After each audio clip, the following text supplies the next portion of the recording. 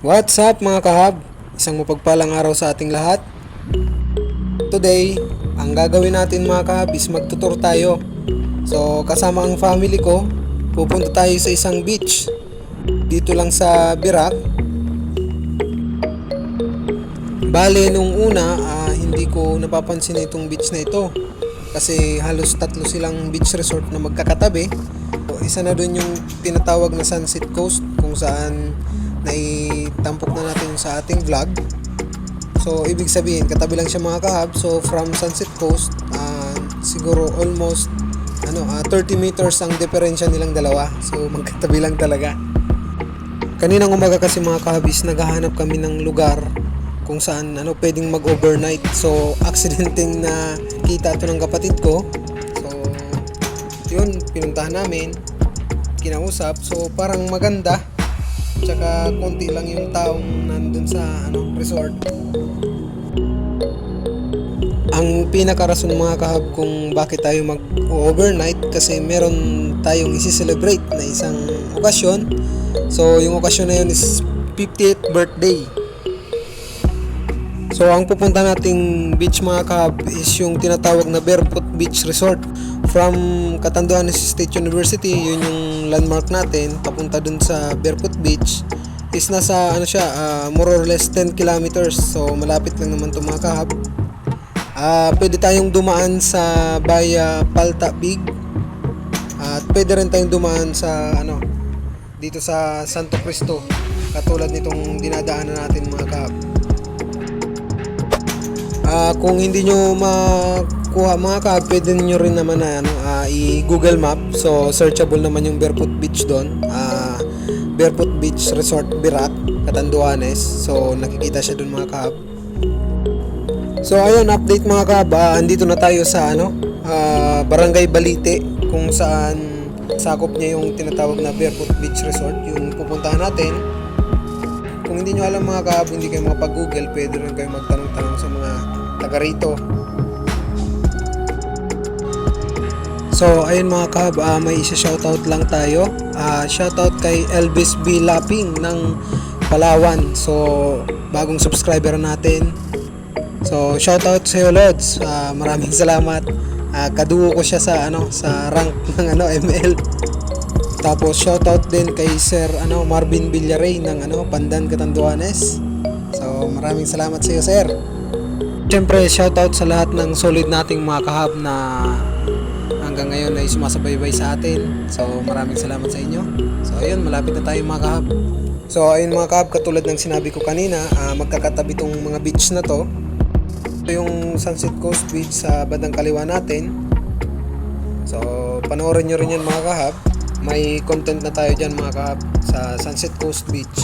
So sunod sa Sunset Coast is yung tinatawag na Eduardos. At ito na nga mga kahab ang Barefoot Beach.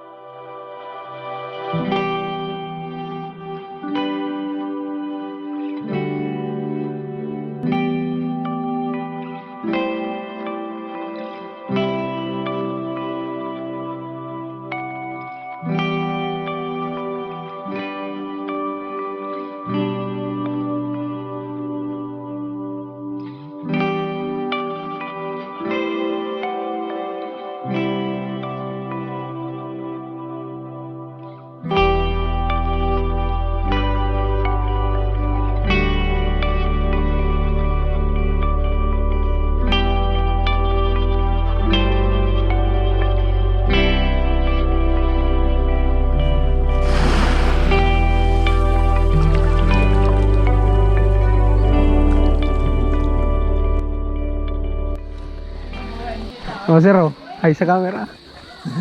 Uyo.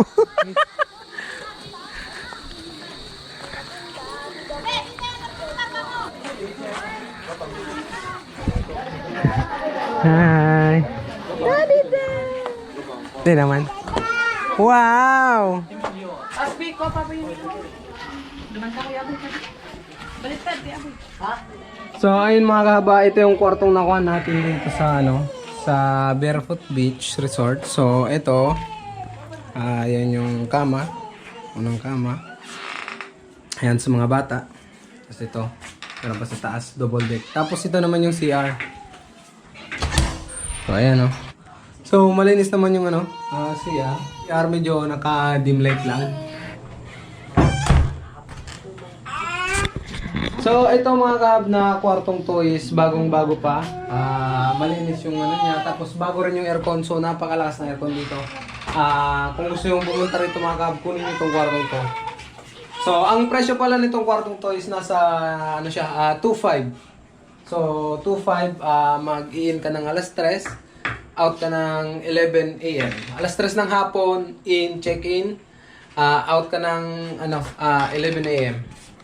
So yun, para sa mga overnight. Tapos ito naman yung isang kwartong kinuha rin namin kasi medyo marami kami.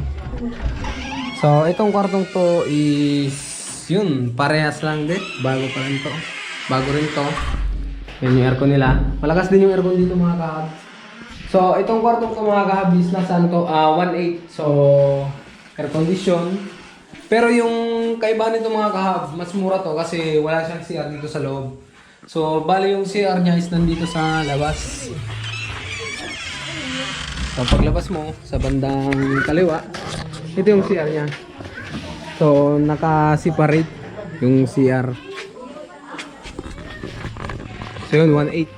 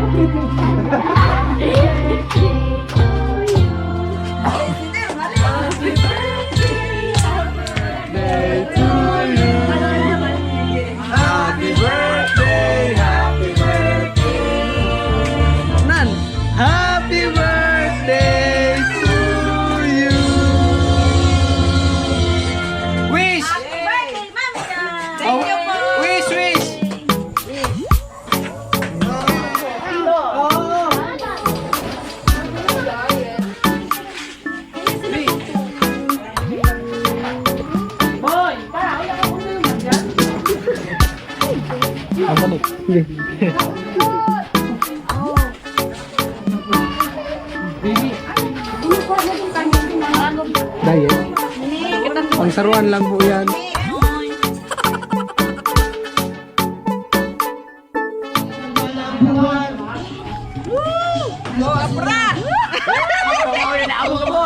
Anong nangyari?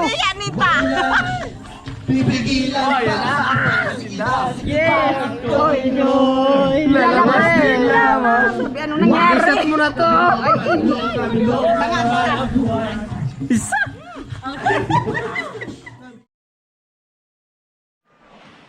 Good morning mga kahab. So yun, kakagising lang natin. Grabe yung nangyari kagabi. Enjoy. So yun, kung gusto nyong bisitahin or puntahan tong Barefoot Beach, dito lang naman to sa Barangay Balite. Maganda yung lugar na to, malinis. Tsaka mabait yung caretaker dito, si Tio.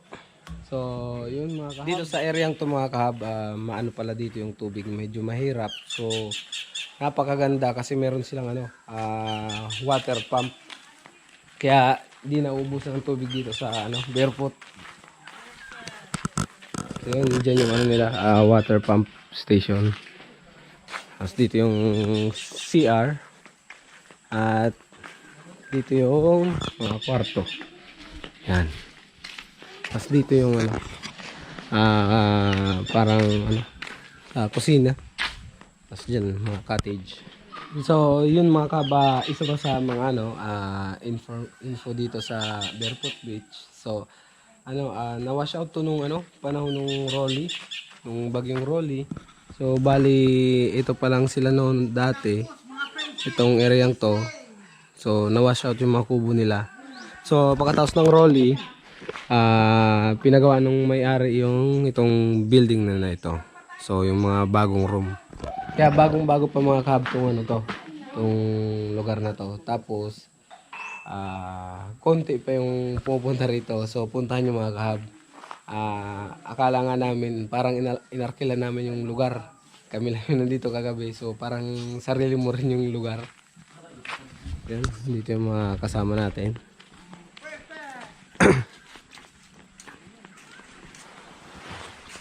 Tulog pa yung iba.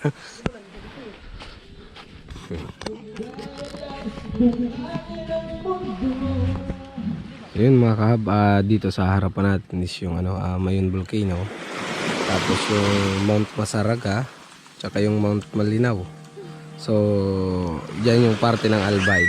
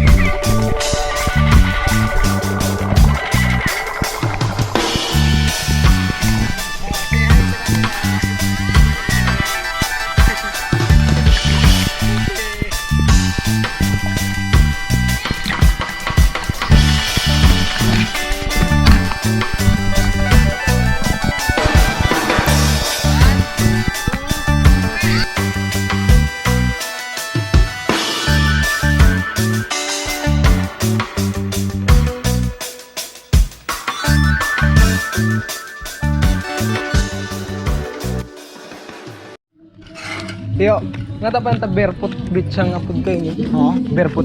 Belpot ka. Nga ta. Balik. Inda kung ano tigil ko mga sa dili ko ni. Bako man daw kinuha sa imo. Eh. Pero bigyan mo na mitis. Hello ko lang. Ikaw mo Tiyo, tama ano na kami. Ayo. Bye daw. Hey boss, salamat. So guys mga kahab, niloko natin si Tiyo. So bali si Tiyo is siya yung ano dito, caretaker. So all around. So napakabait at napakasipag ni Tiyo.